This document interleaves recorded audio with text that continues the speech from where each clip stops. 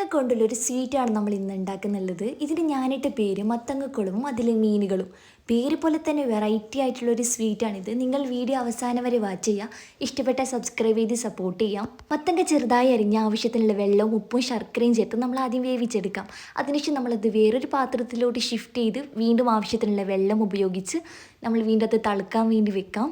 അതിൻ്റെ ഇടയിൽ നമ്മൾ പത്തിരി ഉപയോഗിക്കുന്ന മാവ് ഉപയോഗിച്ച് ചെറിയ ബോൾസ് ആക്കിയിട്ട് നമ്മൾ ഉണ്ടാക്കിയ ശേഷം ഇതിലോട്ട് ആഡ് ചെയ്യാം.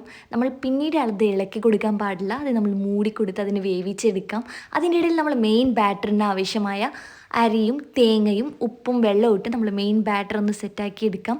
അതിനുശേഷം നമ്മൾ ഇതിലോട്ട് മെയിൻ ബാറ്റർ ആഡ് ചെയ്ത് കൊടുത്ത് നന്നായി ഇളക്കി കൊടുക്കാം. പിന്നെ ഒരു 15 മിനിറ്റ്സ് വെച്ച് നമ്മുടെ മത്തങ്ങക്കുളവും അതിലെ മീനുകൾ റെഡി ആയിട്ടുണ്ട്. ഇത് ഞാനിട്ട പേരാണ്. ഇതിൻ്റെ ഒഫീഷ്യൽ പേരെന്ന് പറയുന്നത് മത്തങ്ങ ചിരങ്ങിയതാണ്. സ്വീറ്റ് ഇഷ്ടപ്പെടുന്ന എല്ലാവർക്കും ഇത് ഇഷ്ടപ്പെടും. നിങ്ങളൊന്ന് ട്രൈ ചെയ്ത് നോക്കുക.